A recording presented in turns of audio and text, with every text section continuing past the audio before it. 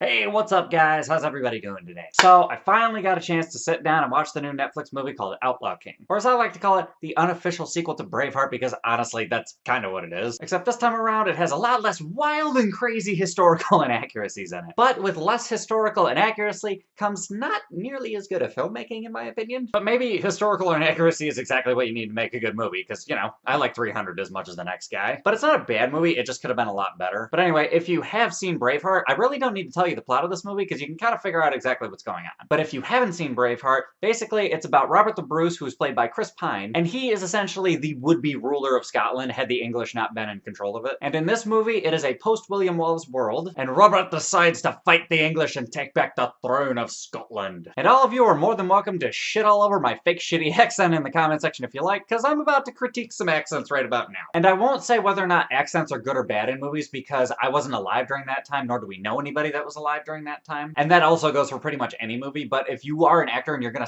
go with an accent, at least stick with it for the entire time. Because from what I heard, like Chris Pine and Aaron Taylor Johnson's characters specifically, they had accents for most of the movie, but occasionally you could kind of tell that they were bouncing in and out of it, so that kind of bugged me a little bit. But accents aside, they both did kind of okay. Chris Pine overall, I liked what he did. I thought he did a pretty good job with the character. Aaron Taylor Johnson, he kind of overdid it once in a while, but the thing is, his character was so fucking dope that it didn't even matter. Matter of fact, that's the movie that I would have liked to have seen. If they would have made a movie about, like, just called it The Black Douglas, and then Robert the Bruce was like a side character in it, I would have watched that movie over and over again. Because honestly, as soon as his character enters the movie, I'm like, I want to see what that guy does next because he's kind of a badass and he's a little bit of a prick. But we kind of got stuck with this movie, so you win some, you lose some. And speaking of winning some, the opening shot of this movie really got my attention. Because in the beginning of the movie, I'll have to go back and double check to make sure, but I'm pretty sure the opening shot of the movie is over 8 minutes long with 0 cuts, and there is a lot of shit going on. So the beginning of the movie, I had some really high hopes, but by the end of it, I was just kind of like, eh. And it's mostly because some of the editing in this movie is